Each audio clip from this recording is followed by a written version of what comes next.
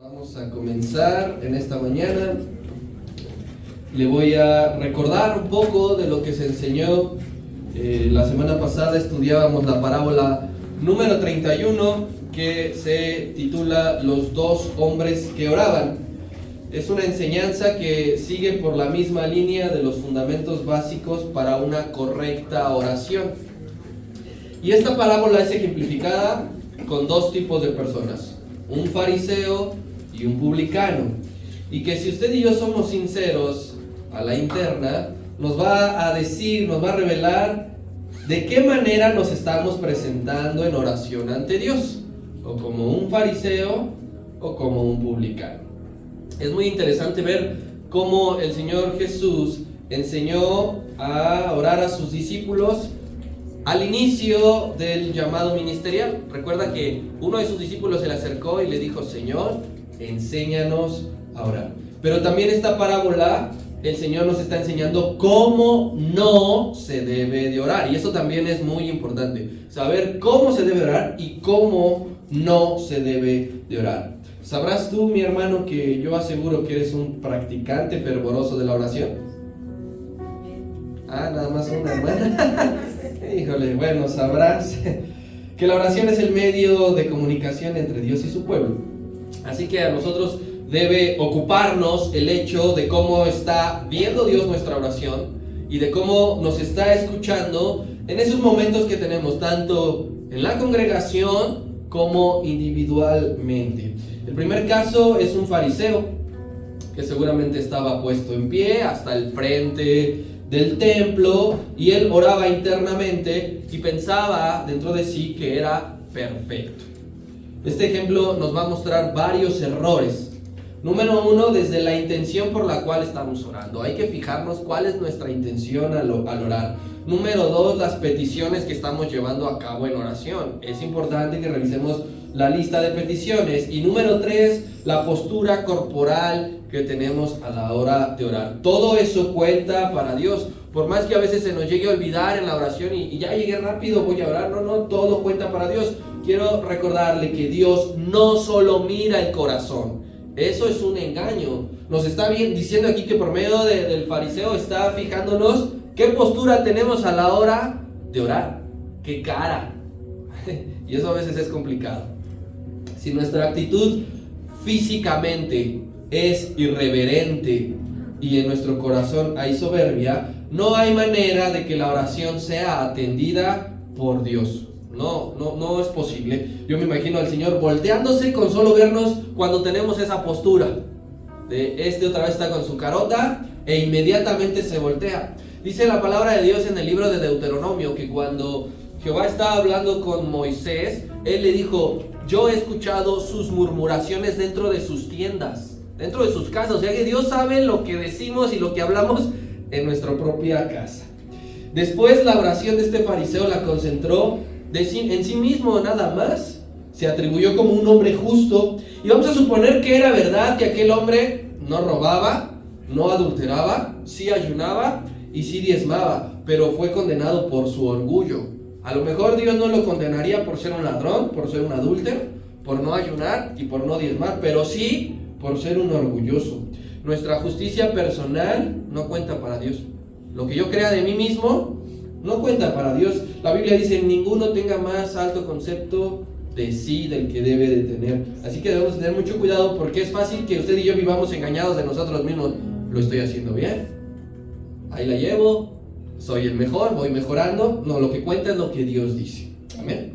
En la oración, usted y yo no tenemos ningún derecho de demeritar ni de menospreciar a nadie.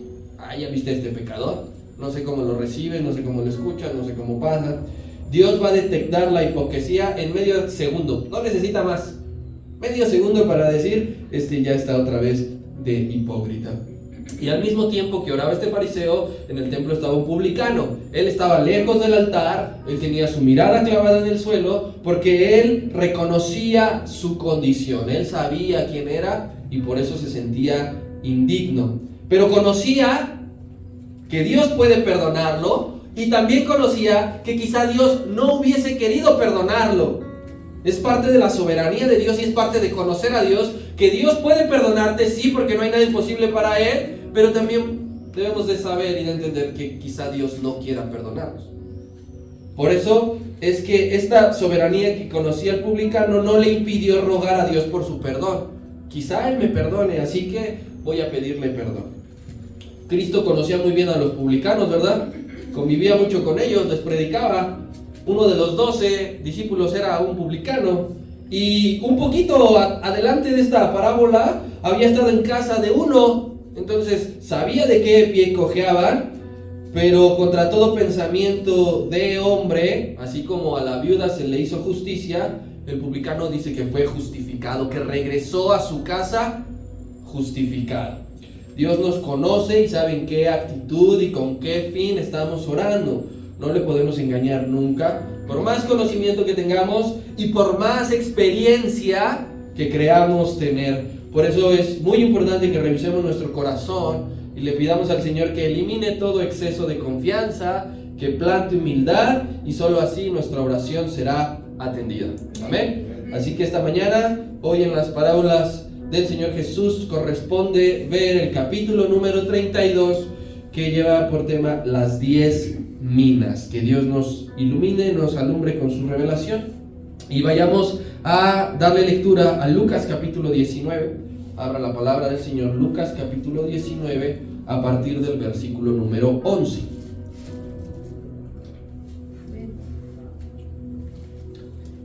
Vamos a darle lectura a toda la parábola, así que le voy a pedir que me ayude alternadamente. Yo inicio y usted el siguiente.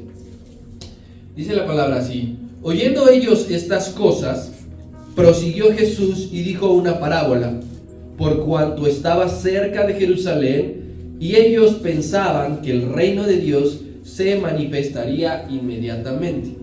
Dijo pues un hombre noble se fue a un país lejano para recibir un reino y volver.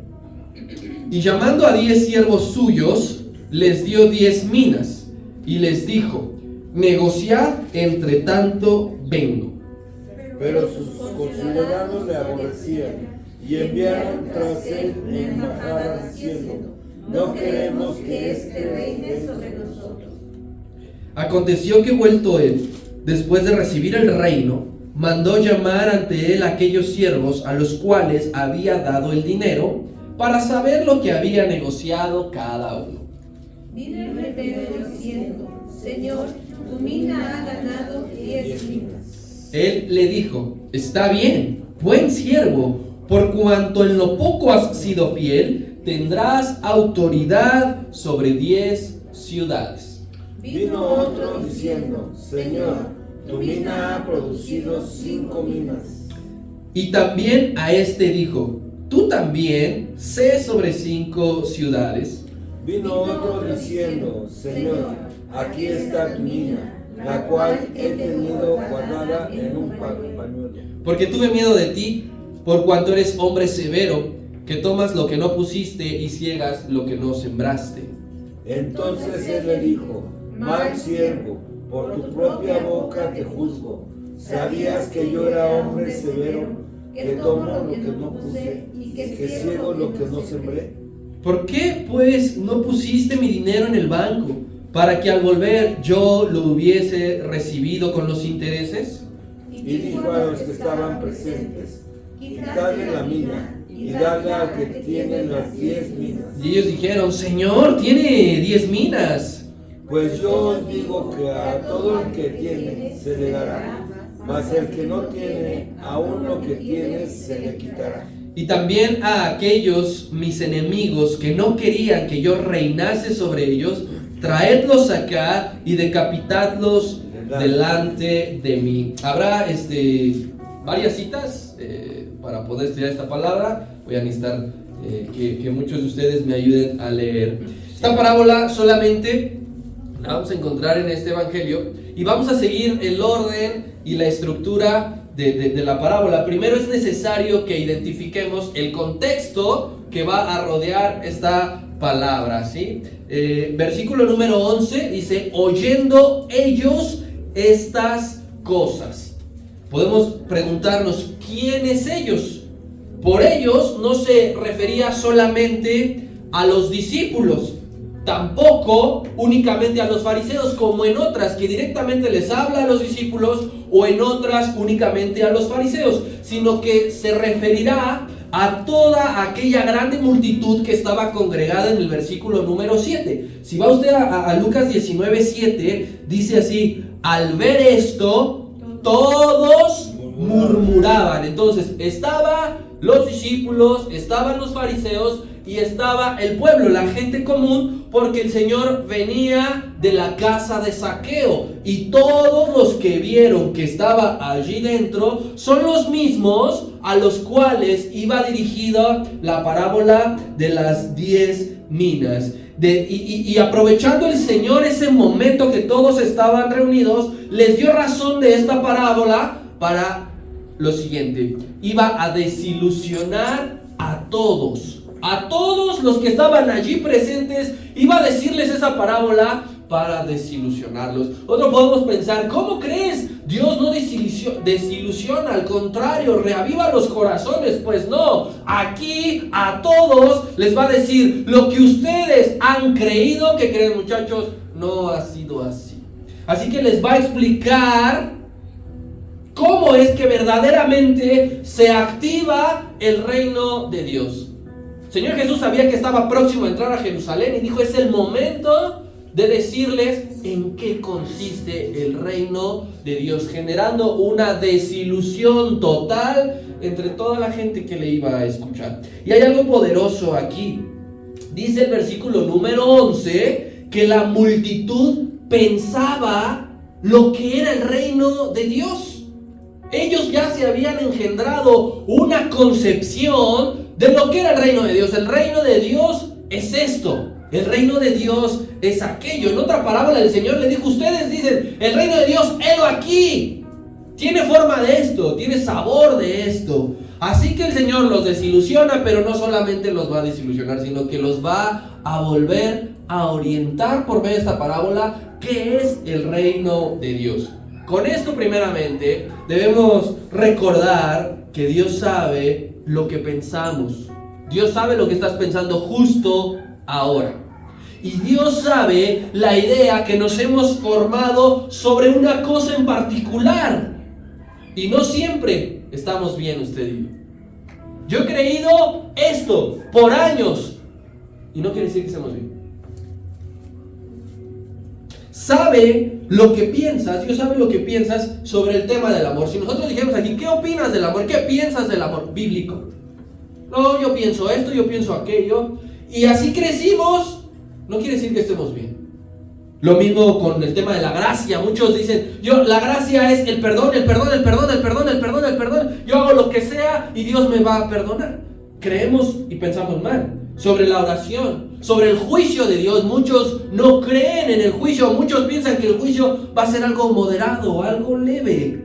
De aquellas cosas que hemos mal creído, de aquellas cosas que hemos malentendido, que cree que Dios nos corrige siempre, porque Él no quiere que vivamos en el error. Él no quería que esta gente viviera en el error de pensar que el reino de Dios sería terrenal, sería como cualquier otro. Así que esta parábola la vamos a afrontar desde 3 puntos, desde 3 perspectivas. Número 1, lo histórico. Ahorita que la leímos, tú podrás darte cuenta que esta parábola trata acerca de una historia que involucra un rey, que involucra a sus siervos, que involucra que se va, que se involucra que pide cuentas.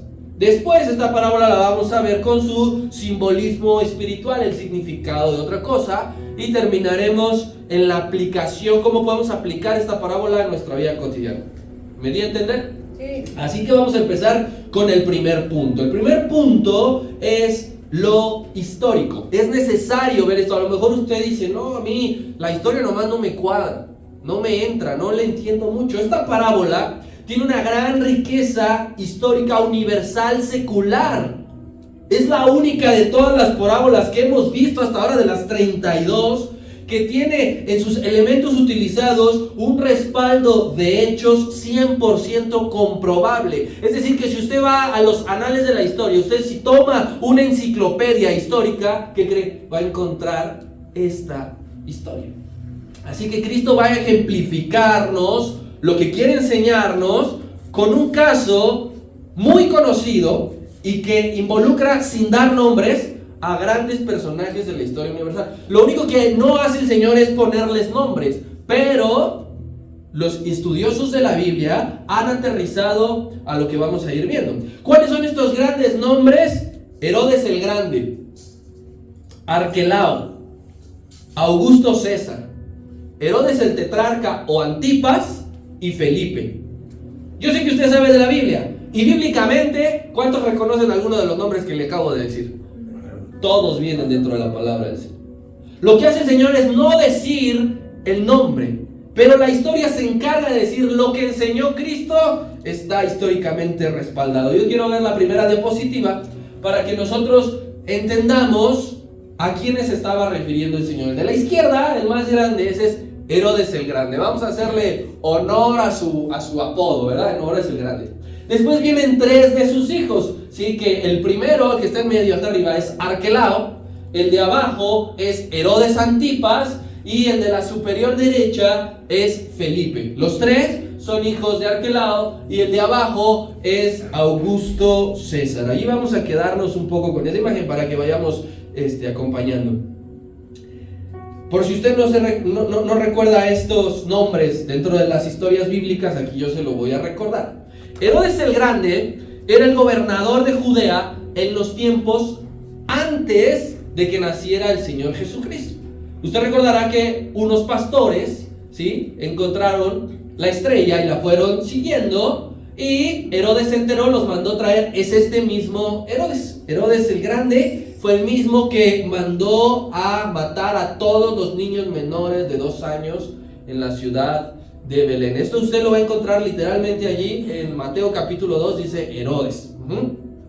Este hombre tuvo muchas esposas y por lo tanto muchos hijos, pero de entre todos sus hijos vamos a destacar a los primeros 3, que es Antipas, que es el de abajo, del medio abajo. Él era gobernador de Galilea. Recuerde que Galilea era una región y Judea era otra región, así que tenía jurisprudencia, un rey sobre Judea y otro era sobre Galilea. Bien, Antipas o Herodes el Tetrarca era el gobernador de Galilea. Este hombre fue quien mandó cortarle la cabeza a Juan el Bautista. ¿Sí recordará? Sí. Lo había encarcelado y en una fiesta por una mujer le cortaron la cabeza. Eso usted lo va a encontrar en Mateo capítulo 14. Este mismo Herodes Tetrarca o Herodes Antipas formó parte del juicio en contra de Cristo.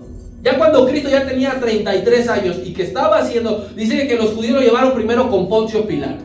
Y cuando Poncio Pilato se enteró que Jesús era Galileo, le dijo: esto no me corresponde a mí, hay que llevarlo con Herodes Tetrarca. Y se lo llevaron. Y dice la palabra que Antipas hacía mucho que quería conocer a Jesús porque escuchaba todo lo que hacía. Pero cuando lo vio que no decía nada, dice que se desilusionó, lo menospreció y se lo regresó a Pilato. Y dice que a partir de eso, Pilato y Herodes Tetrarca se volvieron muy amigos. El otro hijo, que es Felipe, el de la superior derecha, él era el esposo de Herodías, la mujer con la que Antipas lo estaba engañando. O sea que su hermano le puso el cuerno, para que me entiendan. Yo quiero que nosotros, voy a ir rápidamente yo a Lucas capítulo 3, porque aquí vienen mencionados estos 2 nombres, para que vean que la historia y la Biblia van de la mano. Dice así Lucas 3:1, nada más escúcheme. Dice: en el año 15 del imperio de Tiberio César, siendo gobernador de Judea Poncio Pilato y Herodes Tetrarca de Galilea y su hermano Felipe Tetrarca de Iturea y de la provincia de Traconite y Lisanias Tetrarca de Abilinia. Aquí están estos 2 nombres, ¿verdad? Lo que es Antipas y lo que es Felipe. Y para el final yo dejo a Arquelao, porque ese es el hombre importante. Para Arquelao voy a citar Mateo capítulo 2, versículo 22. Dígame que no lo estoy aburriendo, por favor. Dice así Mateo capítulo 2, verso 22. Pero oyendo Arquelao, aquí está oyendo que Arquelao reinaba en Judea en lugar de Herodes, su padre, tuvo temor de ir allá, pero avisado por revelación en sueños, se fue a la región de Galilea. Aquí está hablando de José, cuando el ángel le dijo, ya murió Herodes. Y José dijo, al fin voy a poder regresar a mi país, a mi pueblo. Pero escuchó que ya no estaba Herodes, pero estaba su hijo. Y dijo, no, va a salir lo mismo. Y por eso no se fue a Judea, se fue a Galilea. Bueno, entonces aquí sucede algo. Obviamente, Herodes, ningún hombre, ningún rey, es eterno. Este hombre, Herodes, estaba muy enfermo de lo que hoy nosotros podemos conocer como gripa. Dice que tenía mucha calentura y mucha tos, que es, digamos, algunos síntomas que puede tener. Y fue tanto que murió. Entonces, Arquelao era su hijo mayor, era su primogénito de Herodes, y él, Arquelao, va hasta Roma ante el César, que es Augusto, ¿sí? para solicitar que él quedara como gobernador de Judea en lugar de su padre. Porque recuerden que estaban dominados por Roma. Ellos no había como una monarquía de murió mi padre, me quedo yo. El que se iba a quedar tenía que ir al imperio, a Roma, a pedir permiso al emperador para poder continuar. Así que Arquelao va a Roma a solicitar esto, estipulando que Herodes, su padre, lo había dejado en el testamento. Y sí, hay un testamento antiguo donde Herodes dice que el que se quedaba era Arquelao, porque había un montón de problemas. Le dije que tienen un montón de hijos y entre todos los hijos que querían ser rey.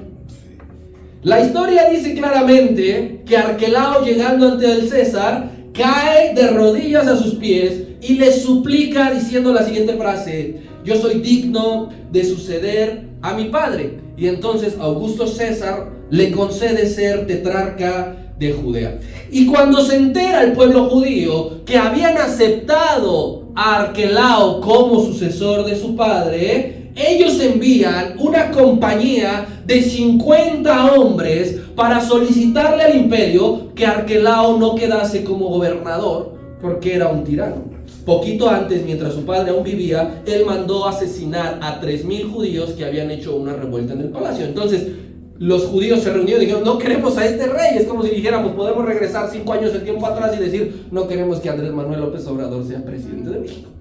Entonces fueron ante el César y dijeron no. ¿Sí? Y cuando regresa Arquelao al gobierno, ya como rey, se fue como un noble, no siendo rey todavía, le dan el reino, regresa, ¿qué cree? Mandó cortarle la cabeza a aquellos 50 judíos que intentaron boicotear su posición de rey. Ahora, quiero también tomar la referencia que ocupa el Señor, el elemento que es la mina, porque recuerda que la parábola es las 10 minas. La mina, nosotros escuchamos mina e inmediatamente pensamos en las que se excavan para sacar oro y plata. No se trata de estas minas, sino que en los tiempos bíblicos la mina era una medida de conteo, es decir, se ocupaba para contar, era una forma de darle peso y valor a las cosas, como si usted va a una tienda y dice, ¿cuánto cuesta ese pantalón? Te cuesta 2 minas, por ejemplo. Y aquí vamos a complementar algo que es muy importante. Recordará usted que en Israel, en el Antiguo Testamento, fue conquistado por Babilonia, ¿sí? En Babilonia se habla el idioma arameo. Por lo tanto, en Israel se llegaba a hablar el arameo. El Señor Jesús habló muchas veces en arameo. En arameo, el nombre para mina es en hebreo. Y en arameo, el nombre para mina es mene. Y no sé si alguien aquí ya más o menos está entendiendo. Me recuerde que mina es una medida de conteo y de peso. Y en arameo, mina es mene. Por eso es que en Daniel capítulo 5, cuando Belsasar ya estaba todo ebrio y había ocupado los utensilios del templo y que vio él la escritura en la pared y que le tembló todo, él no sabía qué decía. No estaba escrito en ningún idioma de hombres. Así que manda a traer a Daniel y a Daniel le dice, ¿qué dice aquí? lo que hace Daniel es traducirle al arameo. No quiere decir que estaba escrito en arameo, sino que le traduce al arameo para que Belsasar entendiera. Y esas palabras, las primeras dos que le dice, oh rey, lo que dice es mene, mene. ¿Y alguien sabrá, se acordará qué significa mene en traducción? Significa contó Dios tu reino. ¿Se fija cómo está todo entrelazado? No es nada casual, no es nada. Lo que hace el Señor es ocupar todo esto.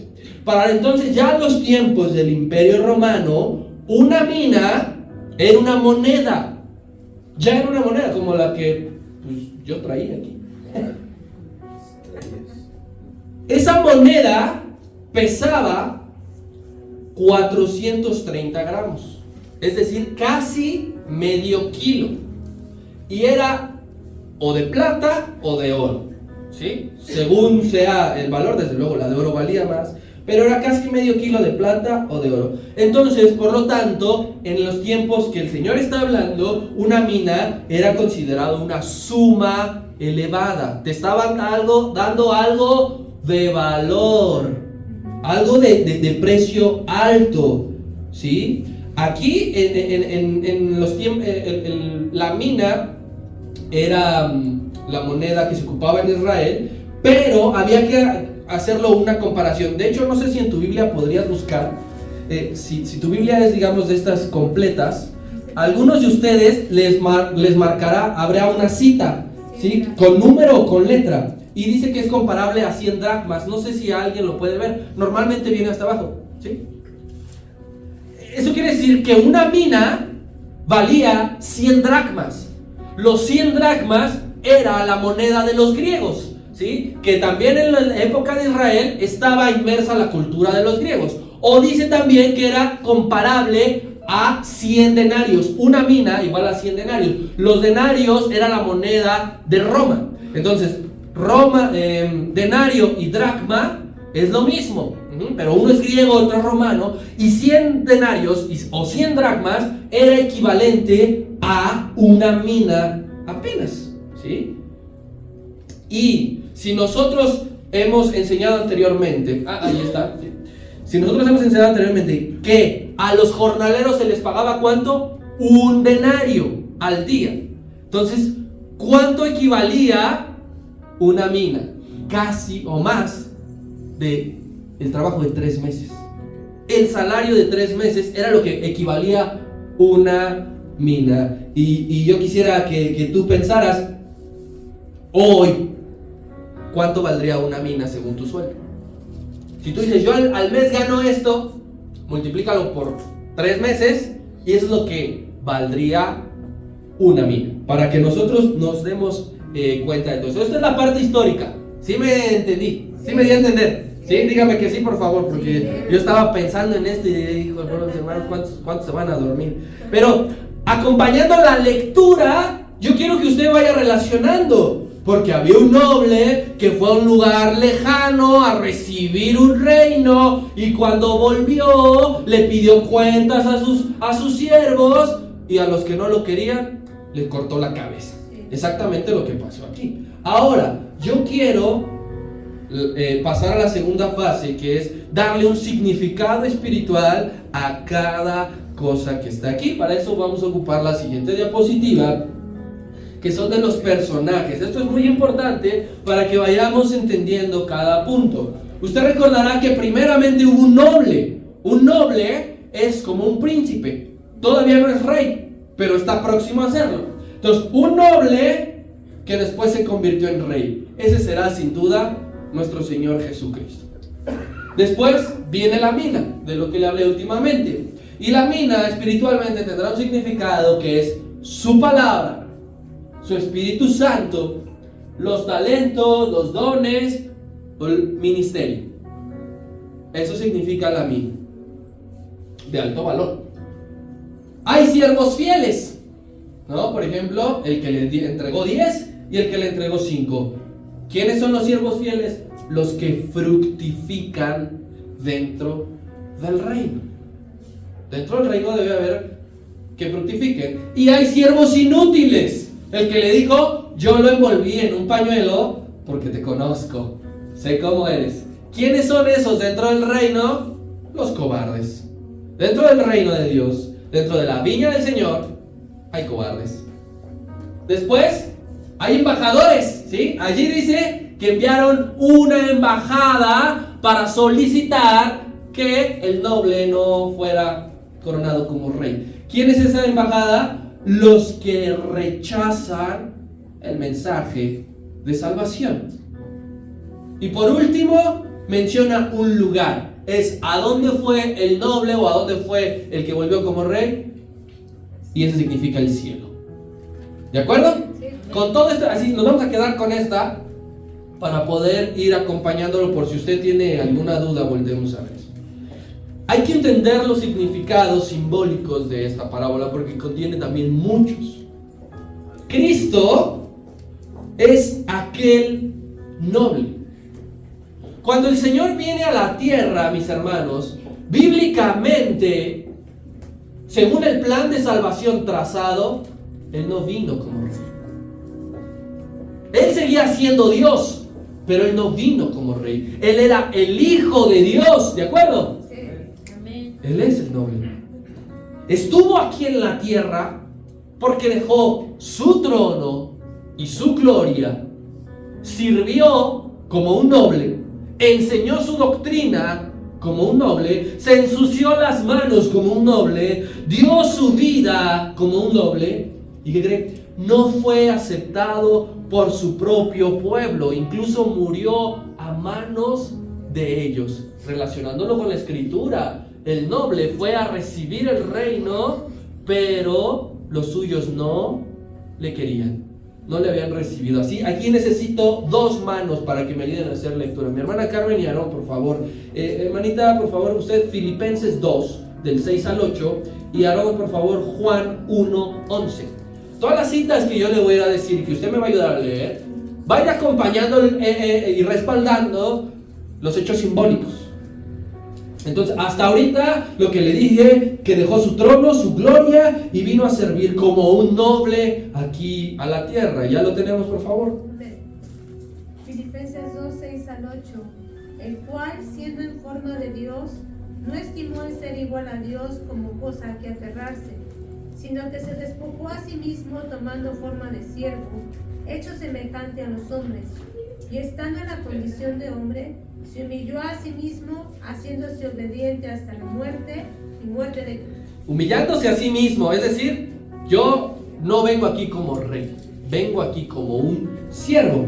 Y al igual que a Arquelao y al igual que este personaje de la parábola no lo querían como rey, Juan 1.11 nos dice lo siguiente. Juan 1.11 dice: a lo suyo vino y los suyos no le recibieron. Sencillo.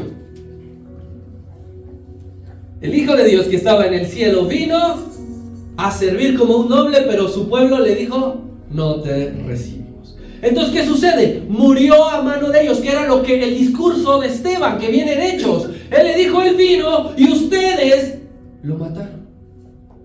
¿Y qué sucede? Ahí acaba todo. No, él resucita. Y al resucitar, antes de partir, antes de regresar a donde pertenecía, ¿qué creen? Dejó comisionados a siervos, porque este hombre, según la parábola, dijo: ahorita vengo, voy a recibir el reino, pero antes de que me vaya, quiero 10 siervos, tráiganmelos. Y cuando vinieron los 10 siervos y se presentaron, les dijo: esto es tuyo, esto es tuyo, esto es tuyo, esto es tuyo, esto es tuyo. Negocien. Así que el Señor resucita y antes de partir les comisionó a siervos suyos y les entregó su palabra para que la esparciesen por todos lados.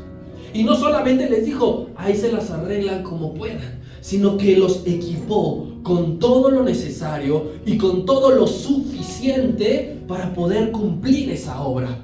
Antes de que se fuera, este hombre les dejó algo. Antes de que el Señor Jesucristo se fuera, llamó y dejó. ¿Quién me ayuda con dos citas más? Mi hermana Ara, por favor, usted me ayuda con Mateo 28, 19 al 20. Uno más. Anita, por favor, Juan 3, 34.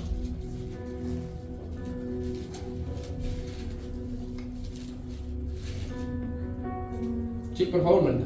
Mateo 28, del 19 y 20. Sí.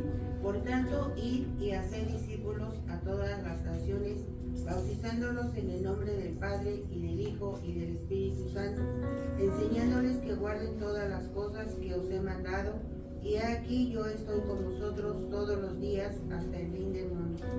Gracias. Antes de partir en aquel monte de despedida les dijo: por tanto, les entrego a ustedes esto: vayan y prediquen y enseñen y bauticen y díganles que guarden todas estas cosas. Comisionó. Y Juan 3:34. Porque el que Dios envió, las palabras de Dios habla, pues Dios no da el Espíritu por medida. Comisión. ¿Recuerdan? La mina es el Espíritu. No da por medida. A quien comisionó, a quien asignó, a quien les dijo: ustedes me van a servir, los mando bien equipaditos, bien preparados. Y entonces el Señor ya tiene que llegar a un punto en el que ya no los ve. Parte al cielo. Y el cielo para nosotros es un lugar lejano aún. Para usted y para mí el cielo es un lugar lejano. Donde está el Señor, literalmente es un lugar lejano. No podemos alcanzarlo. No podemos ir y venir. ¿Pero a qué fue al cielo? Fue a ser embestido por su Padre como el Rey de Reyes. Él se fue como un noble, pero fue para ser condecorado como el rey. No como un rey como Arquelao, como Herodes el Grande, como el tetrarca. No fue ni siquiera como un César de los romanos. Fue para volver como el Rey de Reyes. Al menos eso dice Apocalipsis capítulo 19, 16. Que rápidamente alguien. Apocalipsis 19, 16. Y en su vestidura y en su muslo tiene escrito este nombre: Rey de Reyes y Señor de Señores. Así que cuando lo veamos volver, en su muslo ya no vendrá noble de nobles, no vendrá siervo de siervos, vendrá Rey de Reyes. Porque cuando Él asciende al cielo, yo no me quiero que te imagines lo siguiente. Cuando Él asciende al cielo, los cielos se abren y Él es recibido en la gloria. ¿Te imaginas el vituperio, el aplauso, la algarabía que hubo de parte del cielo? Y en ese momento fue condecorado como Rey de Reyes. Y Él está ahorita como Rey de Reyes. Y dice claramente, ese fragmento que nos leyó nuestra hermana, habla acerca del jinete blanco, que es cuando Él venga montado en ese caballo y vendrá como Rey de Reyes. Y volverá.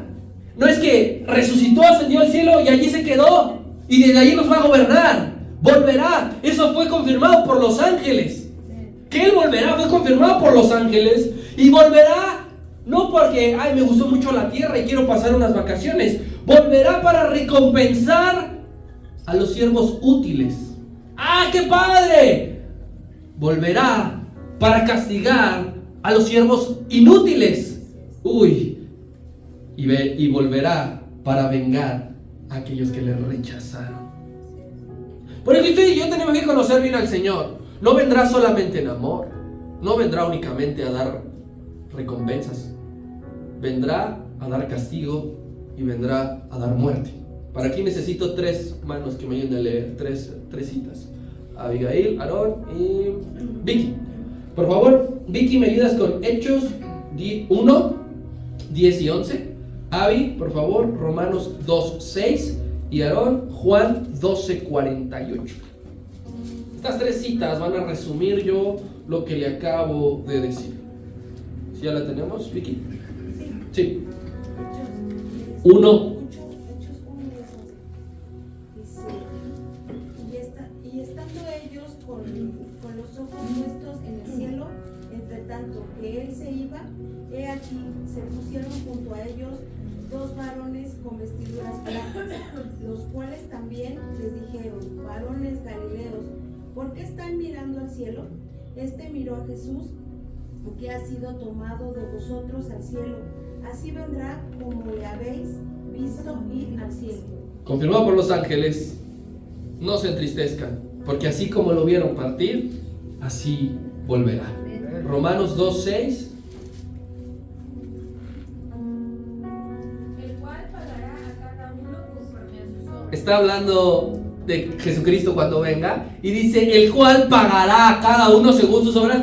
No importa si lo hiciste bien o lo hiciste mal. No nada más vendrá a ponerle estrellita y sello de sí trabaja a aquellos, sino a cada uno de nosotros, según su consideración, mi hermano, no la mía. Yo puedo pensar que estoy fructificando, pero si para Dios no estoy fructificando, me dirá siervo inútil. Así que según cada uno, Él recompensará. Y el último, Juan 12:48, por favor. El que me rechaza y no recibe mis palabras, tiene quien le juzgue. La palabra que he hablado, ella le juzgará en el día postrero. En el día postrero, aquellos que le rechazaron, aquellos que no le querían como rey, aquellos que dijeron, nosotros no te queremos. ¿Te acuerdas cuando iban a crucificar al Señor? Fíjate, su propio pueblo le dijo, ningún rey tenemos sino al César. El pueblo se humilló cuando habían respetado la tradición de decir nosotros y nuestra religiosidad, pero en ese momento sí se olvidaron y dijeron, nosotros nada más queremos al César. Él sí es un rey. Jesucristo no es nuestro rey. A esos volverá el Señor y les cortará la cabeza. A todos aquellos que de una u otra manera le han rechazado. Así que esta es la parte espiritual. Ahora viene la aplicación. Porque usted dirá, la historia era empezó esta parte antes de Cristo, después de Cristo. Pues muy padre los significados espirituales. Hay que aplicar esta parábola a nuestra vida. Se puede aplicar esta parábola hoy día, en este momento. Quiero que vayamos al versículo número 13 de nuestra parábola. Y dice así, ya no veremos todos los versículos, por eso era importante que pusieras atención a la lectura. Y dice así, y llamando a 10 siervos suyos, les dio 10 minas, y les dijo, negociad entre tanto que vengo. Yo quiero decirte esta mañana, oraba al Señor, le pedía que motivara nuestro corazón con esto. Cristo confía en sus siervos. Y pensé que ibas a decir amén. Porque o no te consideras siervo de Dios, o no sabías que Cristo confía en ti. Pero Cristo confía en ti. Y no es que confíe poco. No es que dude de ti, de decir, no está preparado. No es que haya ido al cielo a decir, ¿y si no hice bien? ¿Y si no lo dejé en buenas manos? Cristo confía en ti. Amén. Y es tan grande esa confianza que ha depositado en tus manos algo muy valioso. En tus manos. Dios ha puesto en ti algo de un valor incalculable. Algo que no tiene precio. Algo que no podrías pagar. Y yo sé que la confianza para ti es muy importante, para las personas es muy importante. El hecho de que tú a alguien le inspires confianza, que alguien se acerque a ti y que te confíe un sentimiento, ¿cómo se siente? ¿Cómo está? ¿Qué piensa? O alguien que te confíe un objeto de valor, mira, este reloj es de mi abuelita, te lo encargo, cuídalo mucho. Eso te hace sentir como una persona especial. No me digas que no.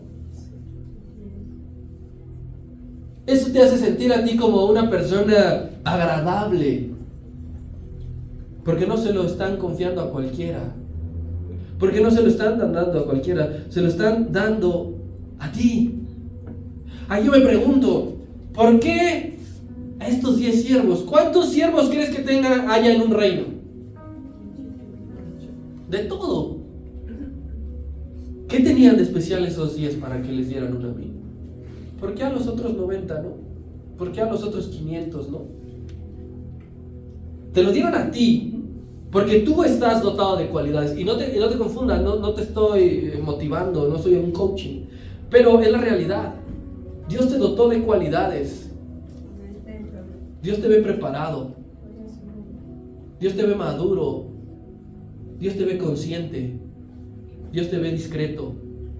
Dios te ve responsable. Si en verdad estás fructificando y trabajando para su obra. Si no es así, entonces es todo lo contrario. ¿Por qué no estoy fructificando? Porque no estás preparado, porque eres un inmaduro, porque eres un inconsciente, porque eres un indiscreto y porque eres un irresponsable.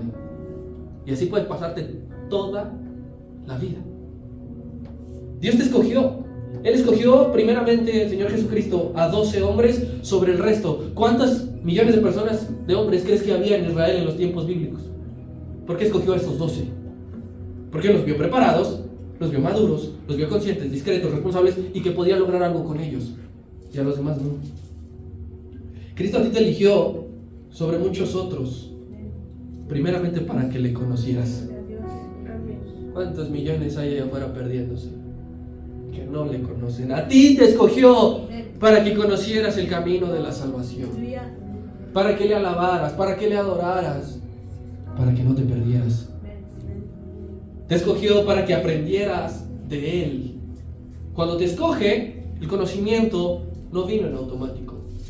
Sabía que ibas a estar en oración y en la búsqueda continua de su palabra por saber cómo es ese Dios que me ha llamado, cómo es ese Rey que volverá. Te escogió a ti, mi hermano, para que pusieras por obra su mandato. No para que estuvieras en una vitrina, no para que estuvieras en un cuadro de honor que diga el congregante del mes, el siervo del año. No encontraremos en el cielo un cuadro de honor como en la escuela, los mejores promedios. Mira, aquí está mi foto, aquí está mi nombre. Te escogió para que anunciaras su mandato, para que le anunciaras con otros, porque sabía Dios que tenías el amor, la capacidad de hacerlo, que lo tienes. Porque si hubiese escogido a otro, el otro no le hubiera importado. Y para que tú anuncies, para que tú cumplas el mandato, ¿qué crees? Que no estás con las manos vacías, no estás vacío por dentro. Él te dotó con todo lo necesario para que lo puedas cumplir. ¿Cómo voy a hablar, Señor? Él dice, he puesto dentro de ti mi espíritu. Oh, Señor, pero no conozco a nadie. Te he puesto en un trabajo donde hay 5 personas, 10, 15, 20. Te puse en la escuela, en la carrera que querías, no por chulito, sino para que me anunciaras. Hagas lo que hagas, mi querido hermano, el Señor sabe que te colocaba allí para que cumpliésemos lo que nos dio en nuestras manos, con la mina que nos dio en las manos. Y yo quiero decirte lo siguiente: Dios es justo. Dígame, Dios es justo. Así como este noble le dio a cada uno una mina, a todos los que Él escoge y llama, les da algo. Dios es justo. No nos dio lo mismo a ti y a mí, porque si no, ¿cómo íbamos a poder abarcar todo? Dios lo que quiere es que abarquemos todo. Todos aquellos que creen en su nombre por todo el mundo, Dios nos dio algo diferente para que juntos abarquemos el mundo. A ti te ha dado sensibilidad. Quien se considera una persona sensible, me duele lo que acontece. A algunos otros quizás nos cueste más trabajo la sensibilidad, pero unos tienen la sensibilidad a flor de piel. ¿Qué crees? Dios te la dio. A algunos les dio un amor en sobremanera. Podemos decir, es que yo tengo corazón de pollo. Ese corazón de pollo Dios te lo ha dado para que lo uses. A algunos les dio facilidad de palabra. Una persona dice, no, a mí me subo o hablo o expongo o estoy frente a un grupo y me tiembla todo y me trabo y se me olvida. Pero a otros con suma facilidad. No es por ti, es que Él te dio esa mina. A otros les dio quizá el don de sanidad. Oran por las personas y sanan. Y otros quizá oramos y ¿qué crees? A veces a lo mejor no sucede nada. Es que Dios te lo ha dado para que vayas y ores por los enfermos en el nombre de Jesucristo. A otros les dio entendimiento de las Escrituras. Te has encontrado con personas, lo leo y nomás no me entra, no me cuadra. Y hay quienes te pueden explicar la palabra de Dios así. ¿Sabes por qué? Porque Dios se los dio para que pueda servirle. A otros les dio acceso a grupos vulnerables. Mira que si tú tienes cerca un hospital, un orfanato, una casa de retiro, Dios te ha puesto allí para que vayas y lleves su palabra. Cosa que no nos dio a todos. Algunos les dio recursos para compartir. Algunos, gracias a Dios, tienen más de lo que otros. ¿Qué estás haciendo con esa mina que Dios ha puesto en tus manos? Y es algo valioso y que no lo conseguiste con tu esfuerzo. Dios te lo dio. Y esa confianza que tú tienes te hace sentir bien. Qué padre que confíen en mí. Me hace sentir bien. Pero si somos maduros, honestos, esa confianza a la par es una prueba. Cuando te dicen, no se lo cuentes a nadie, por favor, que quede entre nosotros. Es una prueba para ti. Si eres capaz de sostener esa confianza, si eres un hombre o una mujer confiable. La confianza que Dios ha puesto en nosotros también es una prueba para ver si creces o decreces. Dios quiere saber, Dios quiere verlo. Cristo fue sometido a la misma prueba de confianza de parte de Dios, porque Dios el Padre le entregó todo y Cristo pudo haber decidido hacer su voluntad, pero superó la prueba de confianza y dijo, a mí me enviaron a algo y lo voy a cumplir.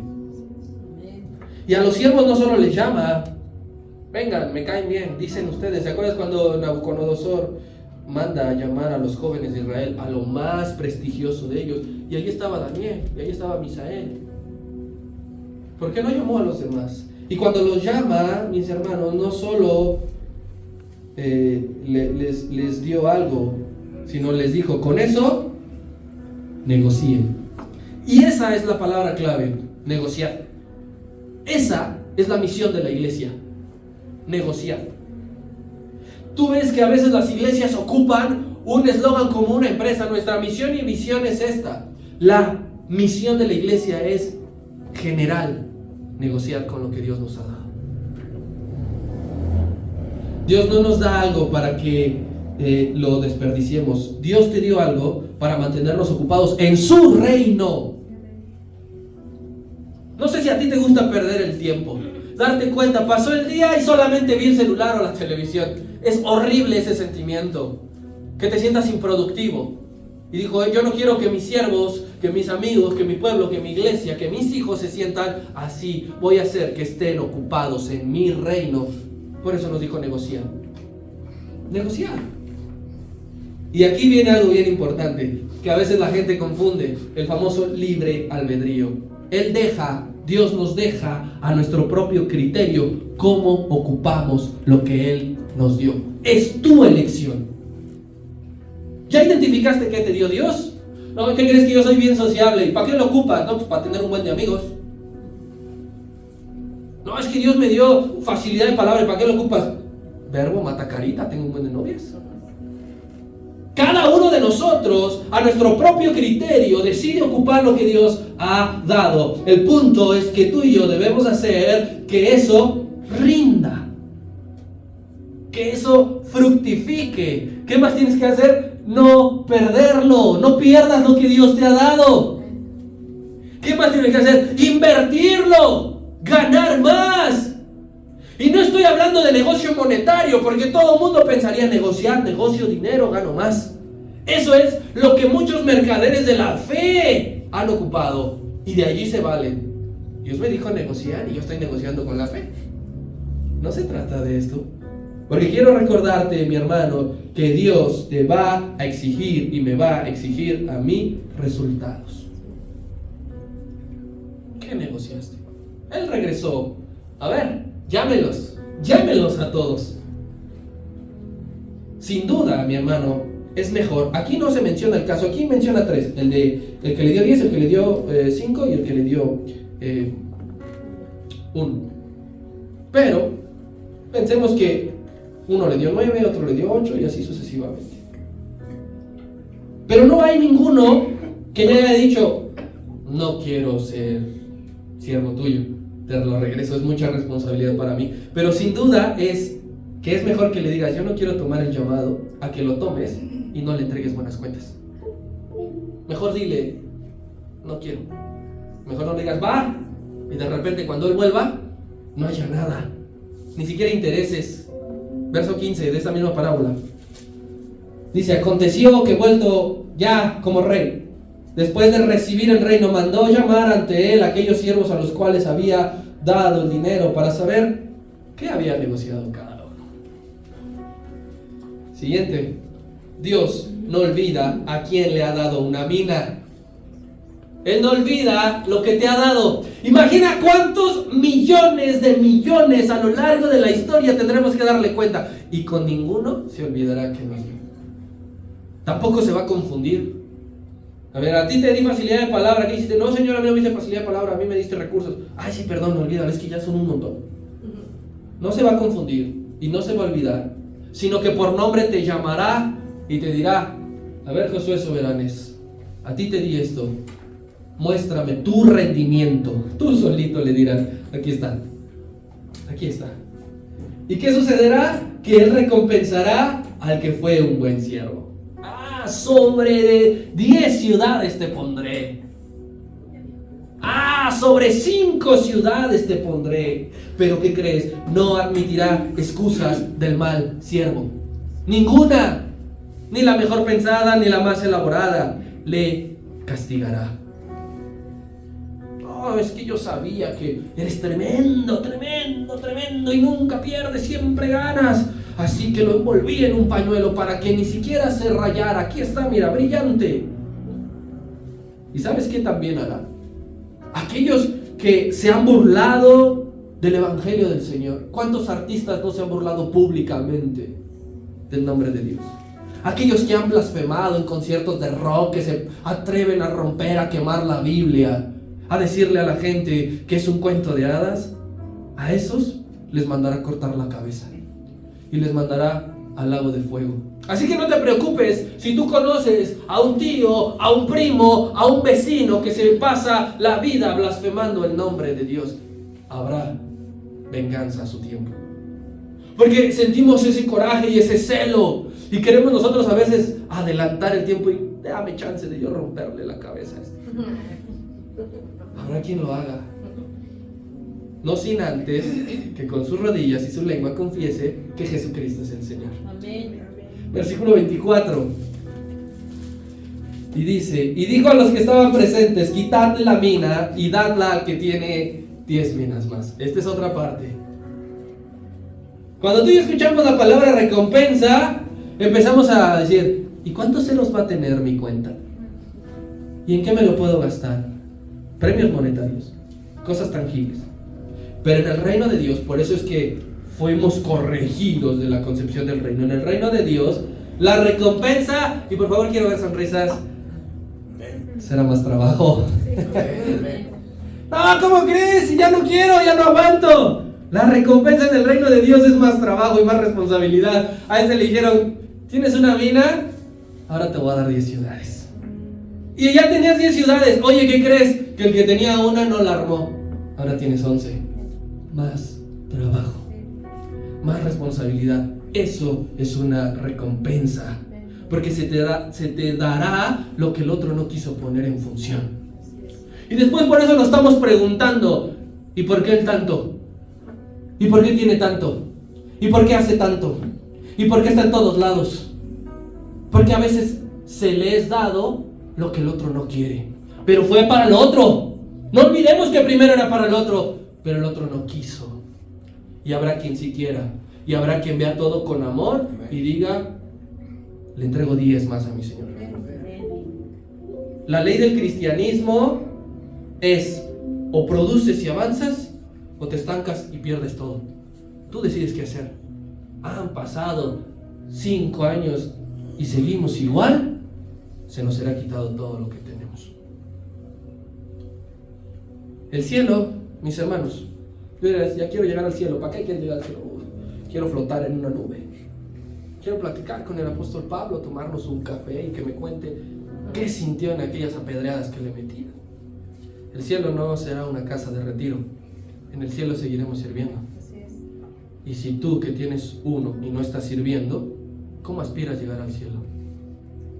Apocalipsis capítulo 22, 3. Y ya van pasando, por favor.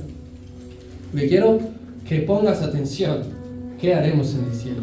Apocalipsis 22, 3, que dice, y no habrá más maldición. Amén. Yo voy a decir, y no habrá más maldición, y usted dice amén. Y no habrá más maldición. Amén. Y el trono de Dios y el Cordero de Dios estarán en ella. Amén. Y sus siervos le servirán. Amén. Ah, ahí bajó el amén, ¿se da cuenta?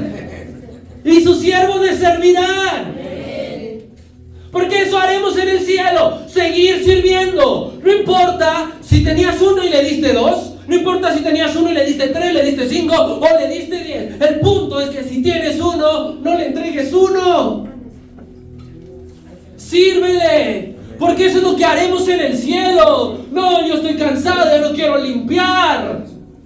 No, es que a mí déjenme lo más chiquito, porque necesito irme a mi casa temprano. No, es que no me dejen los baños, huelen bien feo. En el cielo seguiremos sirviendo. El reino de Dios se manifiesta trabajando, mis hermanos. Que queremos que baje la nube de gloria, nos inunde y nos transporte como en el monte de la transfiguración. Y ya alguno de nosotros, Señor, quiere que vaya y construya 3 enramadas. Queremos que eso sea el reino de Dios.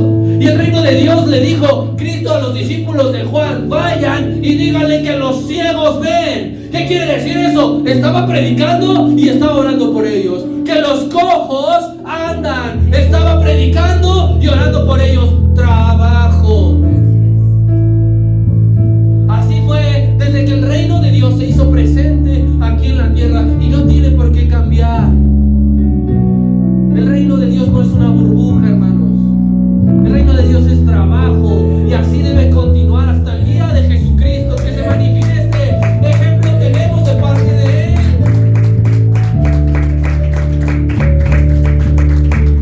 Esta es una parábola que nos recuerda que habrá una segunda venida. Cristo se fue como noble, regresará como rey, y que está cerca su segunda venida.